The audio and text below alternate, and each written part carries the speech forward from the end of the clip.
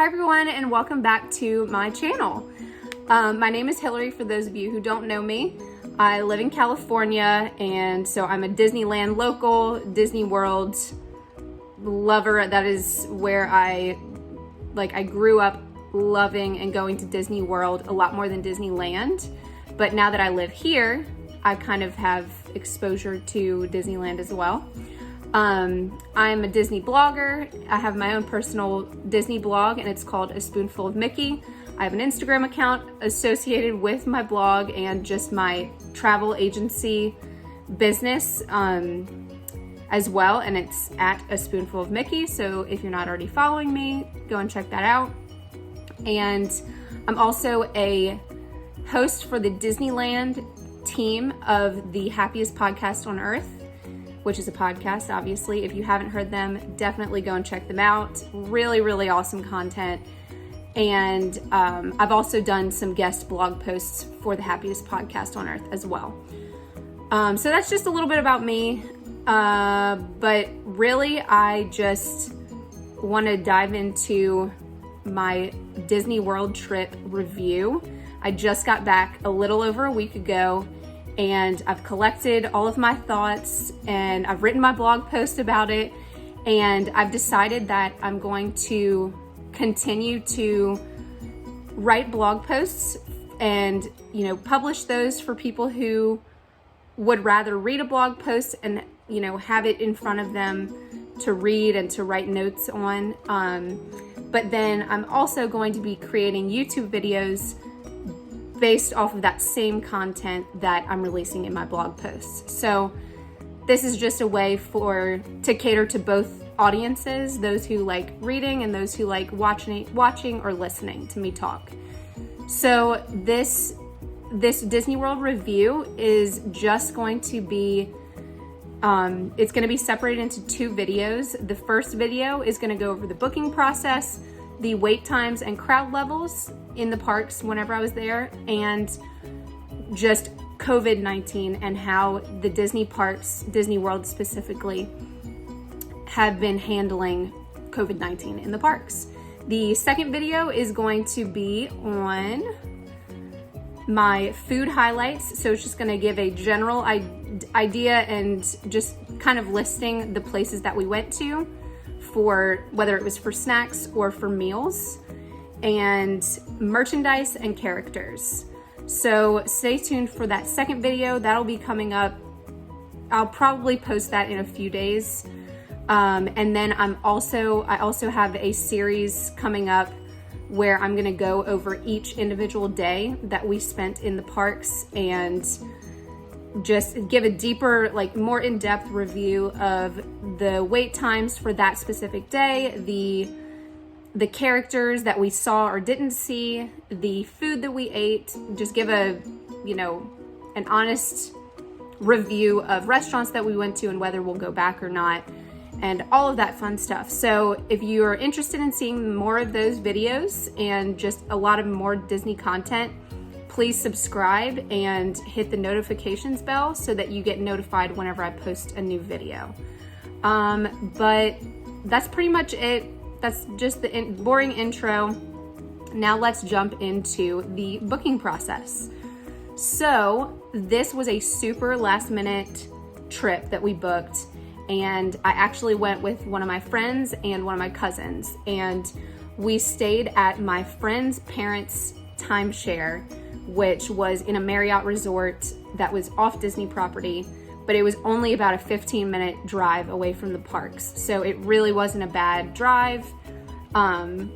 So needless to say, we did not have to worry about booking a Disney resort and worrying about availability because we stayed off property. But we did have to purchase our tickets, which we did about a month-ish in advance. So again, it was very, very last minute. I would not recommend this if you can avoid booking that last minute.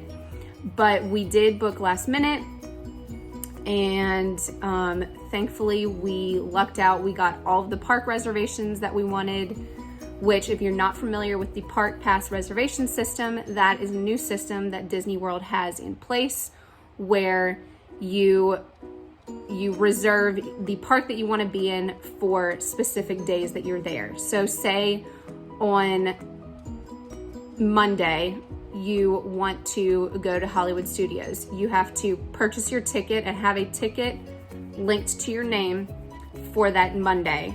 And then additionally, you have to make a park reservation for Hollywood Studios for that day. And each of the parks has a different amount of passes available for the guests. And once they run out, they run out. And it's based on capacity of the parks. And I think Disney has recently upped their capacity from 25% to something else, but I'll get into that more in the wait times and crowd levels section. But basically, we had no problems getting our park pass reservations. It was really easy, really just a few clicks on the Disney website and you have your park passes. And that was really the only booking that we had to do for this trip in particular. Sometimes my trips are, I have to do research and find the cheapest hotel and find the cheapest time of year to go and everything, but this was all very easy.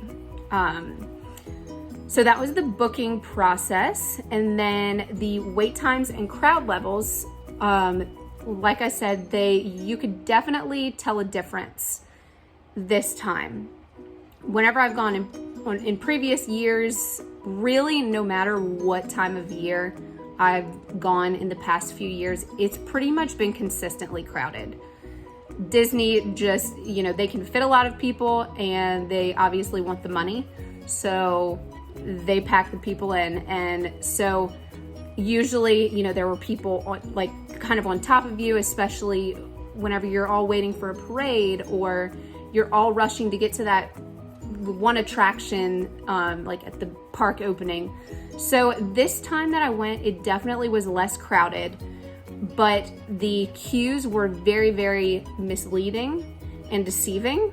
So when I say that, I mean that because they're separating out each party by 6 feet in the queues for the rides, which a queue is, if you don't know, is just the line basically that leads up to the attraction loading area. So because they're separating each of those out by 6 feet, obviously the line is extending more and more, it's super far past what the normal queue looks like, not during a pandemic. And so that was kind of scary. Whenever we got there and, our first day was in Magic Kingdom and we would see, the queue for Big Thunder, and it was like to Splash Mountain, if you're familiar with the layout of Magic Kingdom. And I was just like, oh my gosh, this is not a 40-minute wait. This is gonna be like a 2-hour wait. But really it ended up being like a 30-minute wait. And most of the wait times were exactly or less than what the posted wait was, which was really nice. And the longest we waited for anything was for Mickey and Minnie's Runaway Railway, which is the new attraction in Hollywood Studios. And that was about an hour, if that. It was not bad. And again, it was intimidating seeing the line because it would just, weave and weave and weave. And you're just like, oh gosh, we're gonna be waiting forever, but you really weren't. It was not bad at all. And then we not only got to ride everything that we wanted to ride, but we got to ride some of the biggest attractions in the parks more than one time, like most of them 3 times, and we were fine. So you definitely, it might have not felt, especially for someone who maybe has never been to Disney World before and they don't know what to expect crowd-wise, they might have gotten there and been like, oh gosh, this doesn't seem less crowded, but I guarantee you it is. And I know that because I've been there in those high crowd level times. And also, I've waited in lines that are way more than, a 40-minute wait. So now this last topic for this video is going to be on COVID-19 in the Disney parks and how they're handling that. So first of all, as soon as you get on Disney property, before you even enter the parks, each of the parks, including Disney Springs, they take your temperature, and if you have a fever, if anyone in your party has a fever, I think it's 100.4 degrees is what they consider a fever, they send you and your entire party home. So just kind of expect that. They take everyone's temperature. They even take the cast members' temperature before they go into work every day. The second thing is face masks, and I'm sure everyone who, pretty much everywhere across the entire US right now is requiring face masks, and the same goes for Disney World.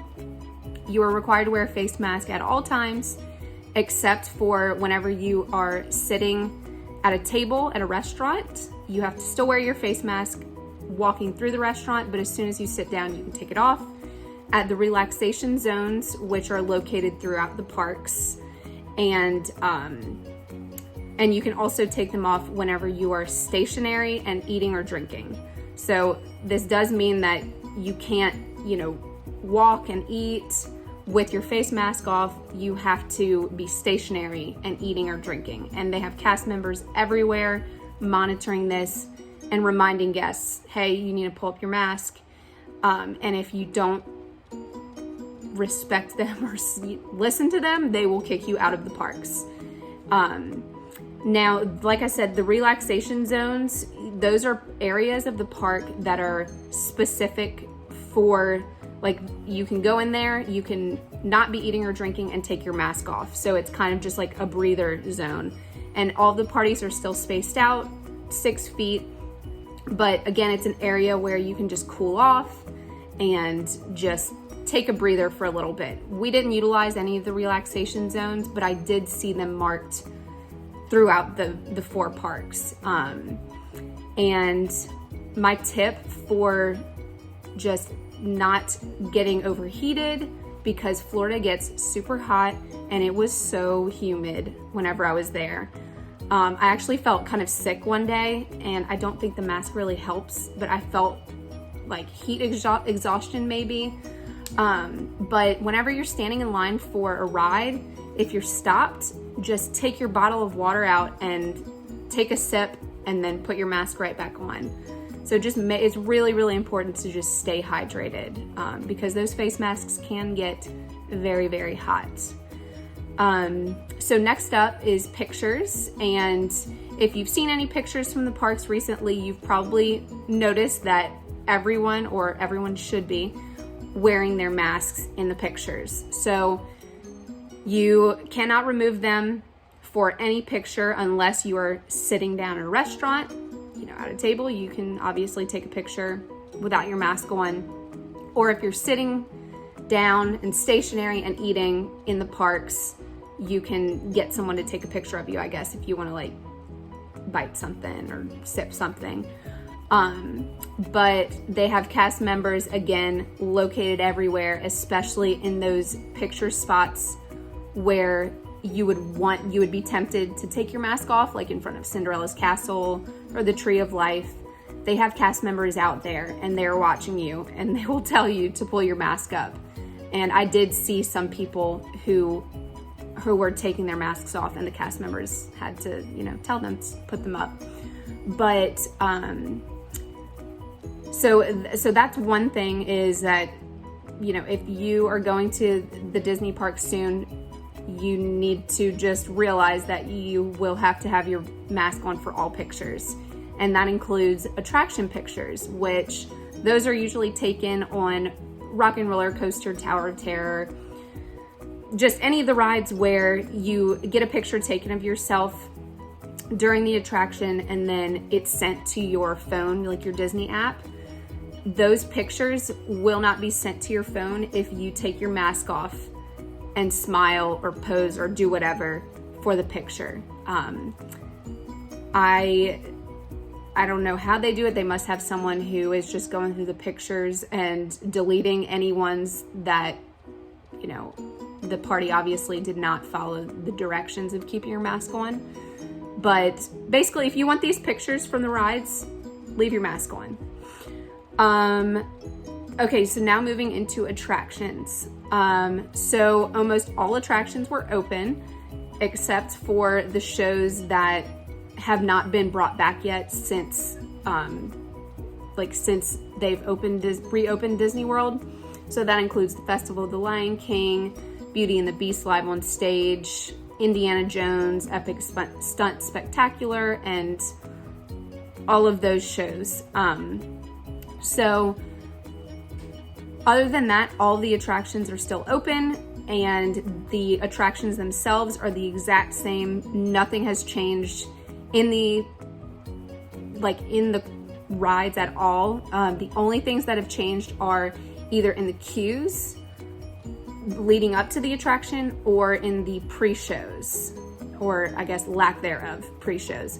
So for Haunted Mansion, Tower of Terror, and Rock and Roller Coaster, all of those 3 attractions usually have a pre-show, which just kind of, it kind of like gives you the story before you get on the attraction for why you're getting on the attraction.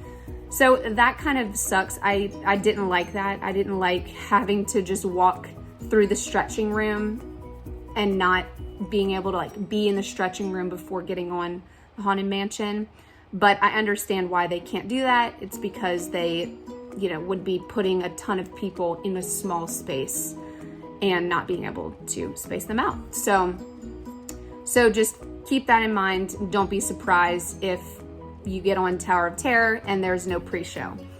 And then in addition to that, the only other thing that's different about some attractions are the interactive queues. So some of the attractions are just normal lines and you just walk through and you just get on the ride. But other ones like Seven Dwarfs Mine Train and Winnie the Pooh, those have interactive queues, and so it's high touch areas where kids are touching things, adults are touching things.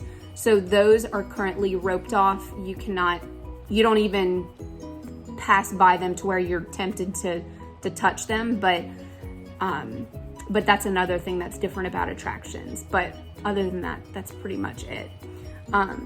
And then the third thing to note are the spacing out of the parties on the various attractions. So it differs based on what the attraction is, what the vehicle is like.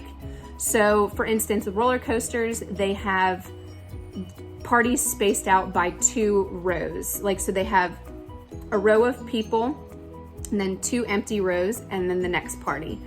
And that's standard. I remember that was standard for all roller coasters. And then larger vehicles like Living with the Land, it's a boat. Jungle Cruise is a boat. Kilimanjaro Safaris is a large vehicle. They spaced out parties a little bit different, or more different. They had plastic dividers in between parties. They spaced out parties based on, 6 feet away from each other. It just kind of depended based on the ride vehicles. And then for the singular vehicles, I guess that's what you call them, like the honey pots for Winnie the Pooh or the boats for Peter Pan, they loaded those pretty much the same as they always have, because I think that the ride vehicles are far enough away from each other that they don't have to worry about, a party being close to another one without skipping a row or a vehicle. And then the last point for the COVID-19 section is the physical distancing. So like I mentioned earlier with the queues, they separate parties out by 6 feet. And they not only do this for queues for attractions, they also do it for just the lines to get into stores. So they only allow a certain amount of people into the stores at one time. And they have a cast member at the front of the store who has like a counter. And so every time a person exits the store, then they can let a person who's standing in line in the door. So they're monitoring the capacity and keeping parties spaced out with the please stand here markers. And then And then also in a few different areas, I know for Rise of the Resistance in like the pre-show room, they had these green dots, large green dots where each party had to stand on, and they separated parties out there. It's a large pre-show room, so I think that's why they could have that pre-show. And so they had the big green dots there. And then they also had these large green dots on the boat that took us from the Ticket and Transportation Center to Magic Kingdom whenever we parked for our Magic Kingdom days. And they have large dots, and you basically, okay, I can stand here and I know that the next party is gonna be about 6 feet away from me, if not more. So that's pretty much all there is to know about physical distancing. Disney is doing all that they can. They are sanitizing all the time. There are hand sanitizing stations everywhere, before and after every single attraction. They are on it whenever someone is not wearing their mask. They are letting them know, hey, you need to pull your mask up, and if you don't listen, they will kick you out. So it's really impressive. I felt super comfortable, very safe. It was definitely a different experience because I'm usually a germaphobe, but I'm usually not germexing this frequently. But yeah, I mean, I felt so safe in there, safer in Disney World than I have like at a store, a grocery store. So if the whole COVID-19 is what is holding you back from planning a trip to Disney, I would definitely, I think you should go, because they are doing so much to keep you safe, keep you healthy, because I mean, ultimately, if they don't, they're gonna have to shut down again. So highly, highly recommend going right now, especially with all of the health measures that they have in place. And that is it for this video. The next video is going to be my food highlights, merchandise, and characters. So stay tuned for that. That'll be coming in just a few days. If you like this video, please give it a thumbs up. Please subscribe for future videos, and yeah, share this video with someone who maybe is thinking about planning a trip. And I don't know, let me know about future content that you want to see. But that's all for now. Thank you so much for watching, and I'll see you real soon.